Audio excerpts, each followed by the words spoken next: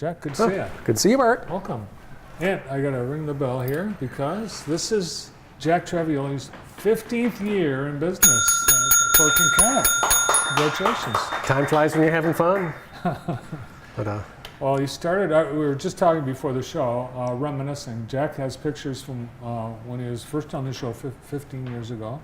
And I remember going into your store, you had it was much smaller than it is today. Right. Yeah. Over in Rothbury Place over on Wildwood. And hard to believe I've been in our current location now for almost 13 years. No kidding. And it's been quite an adventure. And I noticed that was at least 2 makeovers ago of your studio. Yeah, not your video. makeover. You look the same. Oh, You still got the flatter me, Ray-Bans. well, I didn't wear glasses back then, and I had a little less gray hair. Okay. But Well, Jackson's only wine store serving the community, and it's great that we have such a thing. well, thanks. You've added, besides the space, you're in your own building. You've added, I know you've added supplies for people who like to make beer and wine, and you also have beer now too. Right. Home brewers and winemakers have come to our store for 15 years now, and that is still booming. In fact, we had a lot of people coming in to make their summer wine just within the last day or two. Well, I know it's a hobby, and people, I think the enjoyment is actually doing it. But do people get a better tasting product when they make their own? Wines, I think you need to set your sights for not trying to make Chateau Lafite, but just make a good $10 bottle. With beer, you have at your disposal the very same ingredients that the best breweries in the world have. So you can potentially make as good a beer as any brewery. And I've had home-brewed beer that I thought was as good as any commercially brewed beer I've ever had. It didn't used to be that way. I remember my dad, I think, one time made beer with a home beer kit, and it was awful. Oh yeah, my first beers were terrible too. Leave it to the professionals. So Jack, you have a new device that you're going to be featuring in the store, and you brought it today. Right, I brought a new toy in. It's called a Corvin, and I think many people saw these advertised over the last year as the next great thing to have at home. I don't necessarily recommend it for home use. It's kind of complicated, but for a situation like mine, which I'll describe, and then also my suppliers who come into my store to sample wine all the time, these work out great because what it does is it extracts wine out of the bottle without opening the bottle. Oh, and wow. And what that means is that you can carry around a bottle if you're a wine supplier for literally weeks or months without opening it, and it doesn't impact the wine at all. Like normally after you open a bottle of red wine, after a couple days it gets oxidized and it changes.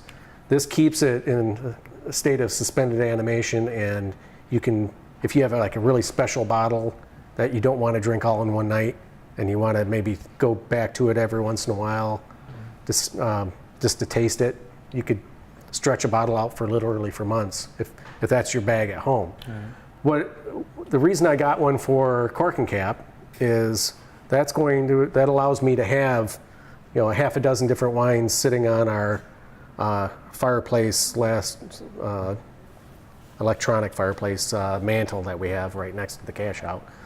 And it's just an opportunity when you're in the store, if you want to have something to sip on while you're looking around, I can give you an opportunity to try something that you may not have had before. That's amazing. I can picture where someone might have like a $3,000 bottle of wine that they inherited or something. They don't really want to open it until it's the special occasion, but they might want to know what it tastes like.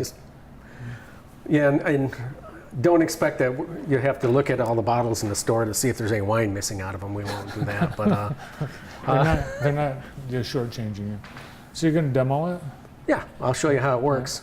I just brought one of these little glasses. Well, maybe here. a member of our studio audience will try to Okay. sample I just of brought the wine. brought a bottle of Coteron that I've had open for a little while. It's pretty simple. Ready, Austin? Austin on the camera there. Okay.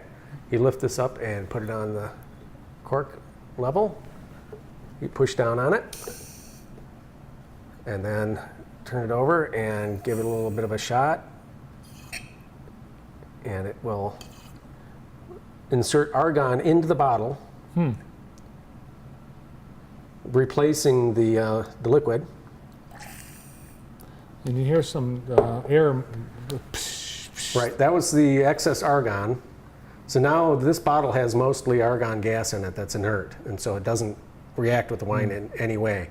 So that wine tastes exactly like it did when the bottle was full. Wow. And this wine's been open a couple weeks at least. And this is one of your. It's a Côte d'Aron out of southern France. It's a wine that we carry. George? It's pretty good. George, would you like to taste the wine? It's going to pass.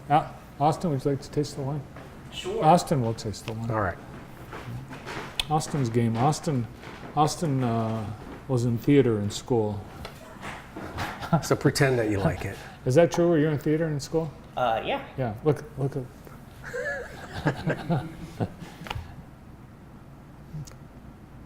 Ooh, very nice. Are you acting or is that real? No, that's real. That's wonderful.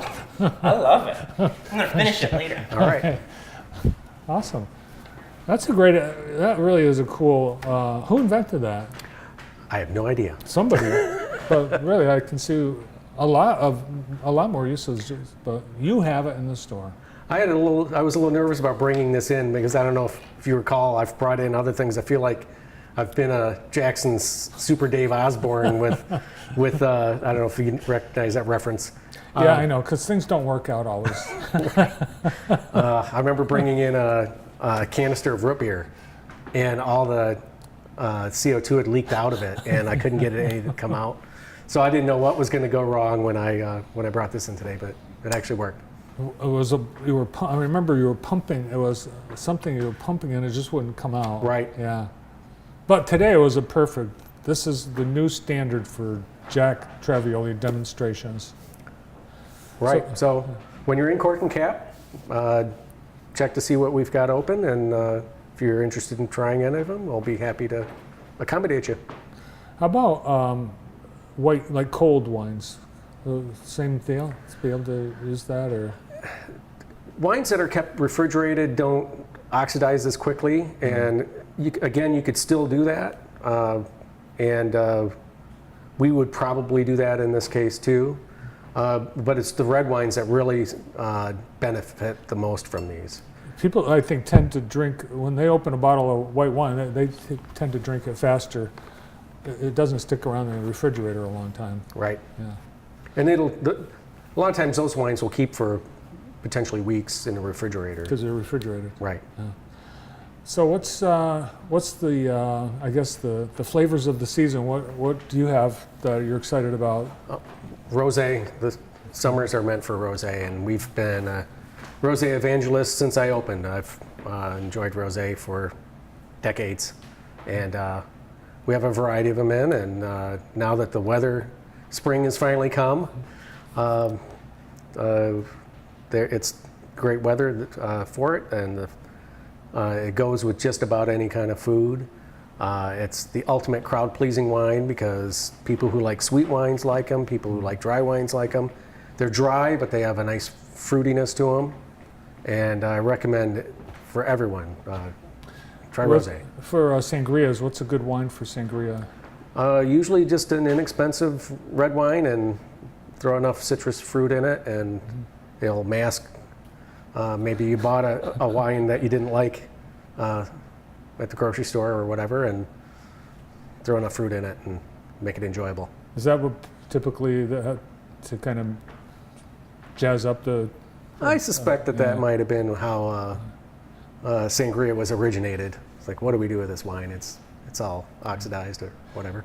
You've got wines from all over the world. What are the regions right now that are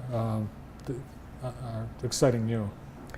Actually, we just brought in some wines. I hosted a supplier from Chile that had some really outstanding Carmenere, which is a grape varietal that originated in France, but it was considered a lost grape.